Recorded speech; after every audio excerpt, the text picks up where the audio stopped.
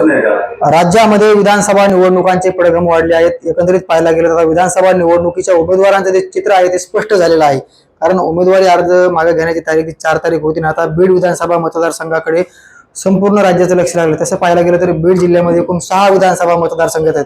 त्यापैकी बीड जिल्ह्याला ओळखलं झालेलं जायचं म्हटलं तर बीड विधानसभा मतदारसंघ हा हॉटस्पॉट मतदारसंघ आहे आणि याच मतदारसंघाकडे मनोज जरांगे पाटलांचे देखील विशेष लक्ष आहे। एकंदरीत पाहायला गेलं तर बीडमध्ये शिवसेना शिंदे गटाचे जिल्हा प्रमुख जे की मुख्यमंत्री एकनाथ शिंदे यांचे विश्वासू जिल्हा प्रमुख म्हणून ओळखले जातात, त्यांनी उमेदवारी देखील मागितली होती। मात्र महायुतीमध्ये बीडची जागा ही राष्ट्रवादी अजित पवार गटाला सुटली। मात्र त्यानंतर अजित पवार गटाचे जे योगेश क्षीरसागर आहेत त्यांना उमेदवारी देण्यात आली। मात्र अनिल जगतापांचा इथे पत्ता कट झाला। मात्र असं जरी असलं तरी मनोज जरांगे पाटलांना उमेदवारी देण्याचं ठरवलं होतं, त्यांच्याकडून देखील अनिल जगताप यांनी उमेदवारी दाखल केली।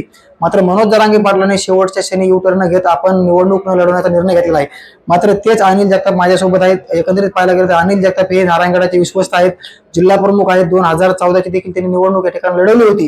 काय सांगाल दादा, तुम्ही या ठिकाणी देखील निवडणूक लढतायत, तुम्हाला उमेदवारी देखील देण्याची तयारी होती, शेवटच्या क्षणापर्यंत तुमचं नाव होतं, मात्र ते नाव कट झालं, तुम्ही अपक्ष म्हणून लढताय पहिल्यांदाच। उमेदवारी देण्याचे निश्चित होतं। जागा जवळजवळ त्या ठिकाणी सुटली होती शेवटच्या दिवशी 28 तारखेला 2:30 वाजता जागा ती राष्ट्रवादीला गेली किंवा ते आमचा मतदारसंघ आहे, आमचा आमदार आहे, या पद्धतीनं जे महायुतीचं जे ठरलं होतं ज्या जागा त्याला। पण ही जागा बीड जिल्ह्यामध्ये एक शिवसेनेला असली पाहिजे आणि 6 मतदारसंघामध्ये 3 राष्ट्रवादी, 2 भाजप, 1 शिवसेना असं गणित त्या ठिकाणी बसलं होतं आणि ही जागा बरोबर 90 पासून शिवसेनेकडेच होती आणि शिवसेनेची ताकद या ठिकाणी आहे। या ठिकाणी शिवसैनिक जास्त प्रमाणात आहे, बाळासाहेबांना मानणारा वर्ग जास्त आहे, मतदान करणारा वर्ग या ठिकाणी जास्त आहे। म्हणून ही जागा या ठिकाणी महायुतीमध्ये सुटली पाहिजे होती, पण दुर्दैवाने ती जागा सुटली नाही आणि 6 मतदारसंघामध्ये बीडचा मतदारसंघ सोडला तर 5 मतदारसंघामधले आमचे शिवसैनिक त्या ठिकाणी महायुतीच्या उमेदवाराचं काम करणार होते। पण आज बीडची जागा गेल्यामुळं सगळे पदाधिकारी सगळे नाराज आहेत आणि सगळे संभ्रमात आहेत, आता काय करायचं। आणि सगळ्याचं लक्ष आम्हाला बीडला जागा भेटली, एक आमदार आमचं झालं तर समाधानी अख्खा जिल्हा होता। पण आज पूर्ण महायुतीने जिल्ह्यातले सर्व पदाधिकारी अंगावर त्या ठिकाणी घेतलेले आहेत। म्हणून या ठिकाणी मी लढाईचा निर्णय घेतला। पदाधिकारी इथले सर्व माझ्यावर प्रेम करणारे आहेत, त्यांनी सगळ्यांनी सांगितलं आता माघार घ्यायची नाही आणि मीही पहिल्यापासून लढणार आहे असं मी प्रत्येक वेळेस तुम्हाला बाईटमध्ये सुद्धा तुम्हाला बोललेलो आहे आणि प्रवेश करताना सुद्धा मी सांगितलं होतं की मी साहेब लढणार आहे, जागा सुटो नाही सुटो। ते म्हणले आपली जागा सुटणार आहे। त्या पद्धतीनं त्या ठिकाणी मी लढलो, बोललो आणि आता पुन्हा लढा लागलो आणि मी त्यामुळं फॉर्म ठुला। त्यानंतर आम्ही 21-22 जणांनी जरांगे पाटलांकडे फॉर्म भरले होते। दादांकडे आम्ही त्या ठिकाणी आमची मिटिंग झाली 22 जणांची। आम्ही लेखी स्वरूपामध्ये दिलं की तुम्ही उमेदवार कुणीही द्या, आम्ही स्वतः सह्या केल्या सगळ्यांनी। एक उमेदवार तुम्ही कोणचा देताल तर आम्ही बाकी 21 जण काढूत आणि त्याचं काम करूत। ह्या आणि दुसरी अट आमची त्यात होती की आम्हाला क्षीरसागर मुक्त मतदारसंघ करायचा आहे, हे दादाला आम्ही त्या ठिकाणी सांगितलं होतं। पण दादानी सर्वसामान्य कुटुंबातले 5-25 आमदार विधान भवनात जातील म्हणून निर्णय सुद्धा घेतला, कारण त्यांचा राजकीय प्रवास नव्हता। त्यांनी समाजाच्या लेकरांसाठी हे आंदोलन उभा केलं होतं। 67 दिवस त्यांनी स्वतःचं शरीर झिजवलं आणि आयुष्यभर त्या ठिकाणी काम करत राहिले। ते का लोकसभा विधानसभा लढवण्यासाठी त्यांनी केलं नव्हतं, पण तरीसुद्धा परिस्थिती जशी चांगली निर्माण झाली होती त्या ठिकाणी इतर समाजाचे लोक दादा लिहून भेटले, आपण एकत्र लढू असं त्या ठिकाणी सांगण्यात आलं। त्यानंतर काही गोष्टी घडल्या, त्यांना वाटल्या आपल्याला धोका होऊ शकतो, समाज आपला उघडा पडू नाही, म्हणून त्यांनी त्या ठिकाणी निर्णय घेतला। त्यानंतर ते कुठेही उमेदवार देणार नाही असं त्या ठिकाणी सांगितलं। त्यानंतर आम्ही 22 जणांनी बीडमध्ये आलो, मीटिंग घेतली। त्या मीटिंगमध्ये मी त्यांना सांगितलं की मला सगळे तुम्ही आशीर्वाद द्या, मी 1 वर्षापासून या मतदारसंघात ताकदीनं लढतोय, सगळे कामं करतोय आणि 2009 पासून माझी तयारी या ठिकाणी विधानसभेत आहे। 14ला मी लढलोय, मला तुम्ही सगळ्यांनी संधी द्यावी।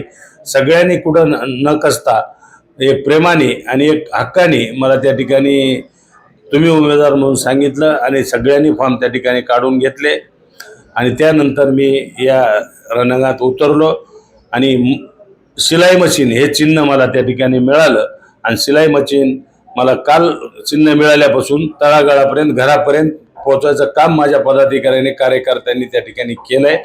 एक दिवसात चिन्ह गावागावात त्या ठिकाणी गेलं. त्यामुळे माझ्या सर्व पदाधिकाऱ्यांचा मी आभार त्या ठिकाणी मानल.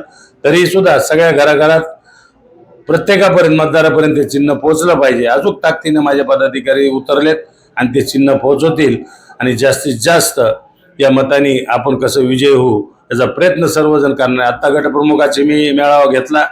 सर्व 396 बूथवरचे पदाधिकारी या ठिकाणी आले होते. त्यांना विनंती केली की तुम्ही जर म्हणत असाल तर आपण करा, कारण माझं शरीर आहे आणि तुम्ही माझं हृदय आहे. जर माझ्या शरीरात हृदय नसेल तर मी जिवंत राहणार नाही.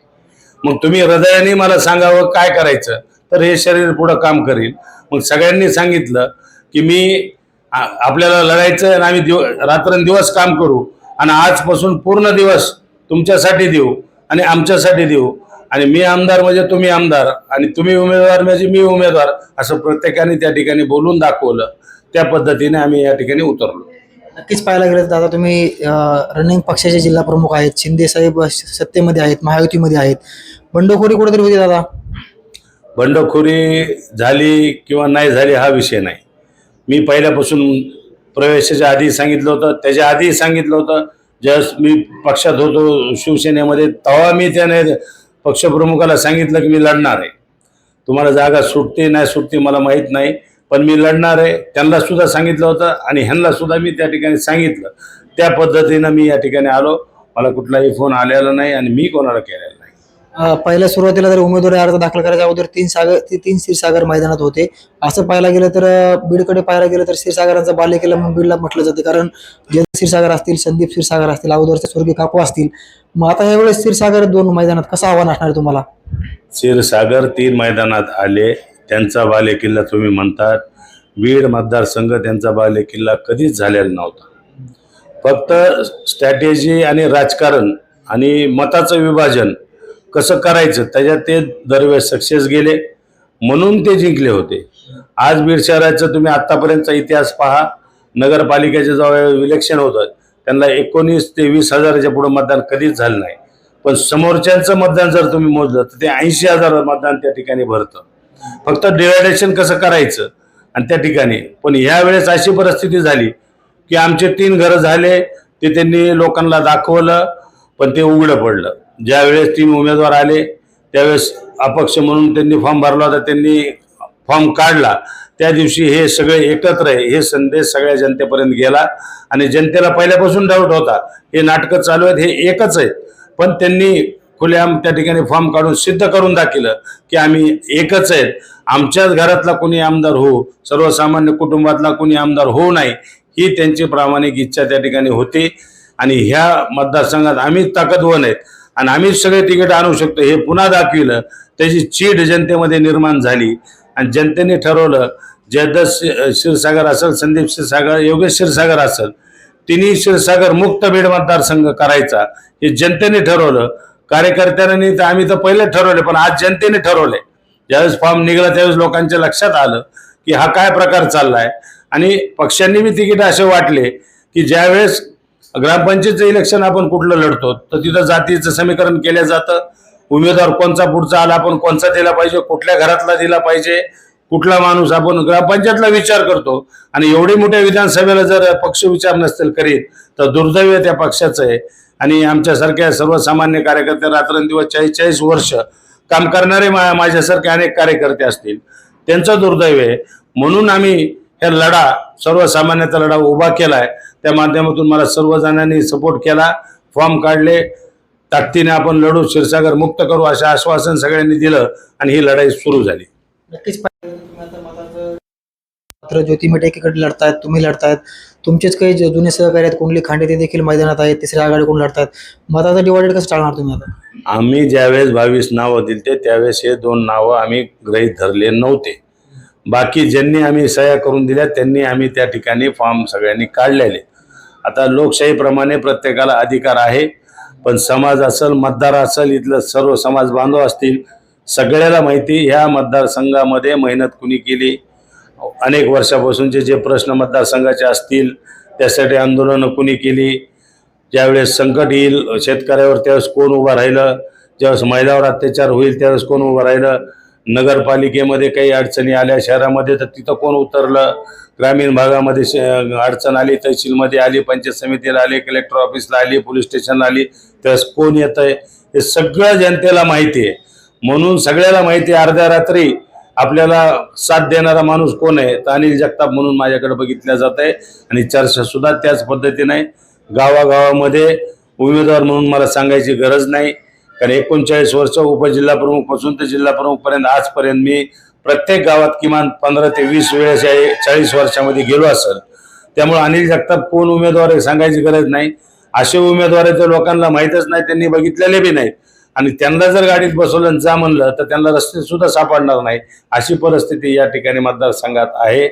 म्हणून क्षीरसागराचा पराभव अटळ आहे. जनतेने क्षीरसागर मुक्त ठरवलेलं आहे आणि आम्ही सर्वांनी ठरवलेलं आहे. त्यामुळे या ठिकाणी 23 तारखेला माझ्या माध्यमातून सर्व आमदार आपण आमदार म्हणून गुलाल खेळल्या जाईल, त्यावेळेस तुम्हाला लक्षात येईल. मनोज जरांगे पाटलांचा तुम्हाला आशीर्वाद कसा असणार, कारण प्रत्येक आंदोलन असेल, चळवळ असेल, मोर्चा असेल, तुम्ही पाहायला मिळणार समोर. दादांचं आंदोलन सर्वसामान्यासाठी, मराठ्यांच्या मुलांसाठी आंदोलन उभा केलेलं आहे. ते कुठल्या लोकसभेला कोणाला आमदार करण्यासाठी किंवा कोणाला खासदार करण्यासाठी, लोकसभा विधानसभा असं लढण्यासाठी नाही. पण प्रयत्न झाला होता, समाज एकत्र आला होता, 2 समाजांनी साथ दिली होती. पण कुठंतरी शंका त्यांना आली आणि आपला समाज उघडा पडू नये म्हणून, नाही तर 25 ते 30 आमदार सर्वसामान्य कुटुंबातले त्या विधान भवनामध्ये समाजाची भूमिका मांडण्यासाठी गेले असते. पण त्यावेळेस त्यांना शंका आली की आपलं आंदोलन आपलं महत्वाचं आहे आणि आपला समाज उघडा पडू नये, म्हणून त्यांनी ते निर्णय घेतला. मी उमेदवारी भरल्यानंतर काल त्यांना जाऊन आलो, त्यांचा सन्मान सत्कार त्या ठिकाणी केला, आशीर्वाद घेतला आणि वापस आलो. नक्कीच होते अपक्ष उमेदवार शिवसेना शिंदे गटाचे जिल्हा प्रमुख बंडखोर उमेदवार आहेत, अपक्ष आहेत. दुसरीकडे मनोज जरांगे पाटलांची देखील त्यांनी भेट घेतलेली आहे आणि क्षीरसागर मुक्तीचा नारा जे आहे ते अनिल जगताप यांनी दिलेला आहे. क्षीरसागर मुक्त करण्यासाठी मी पुढे आलेलो आहे, नक्कीच मला जनतेचा आशीर्वाद असेल. जे 2 उमेदवार आहेत ते आमच्या यादीमध्ये नव्हते असं देखील त्यांनी म्हटलेलं आहे. नक्कीच मला मनोज जरांगे पाटलांचा आशीर्वाद मिळेल असं देखील जिल्हा प्रमुख अनिल जगताप यांनी स्पष्ट केलेलं आहे. मुंबई त्यासाठी योगेश काशीद, बीड.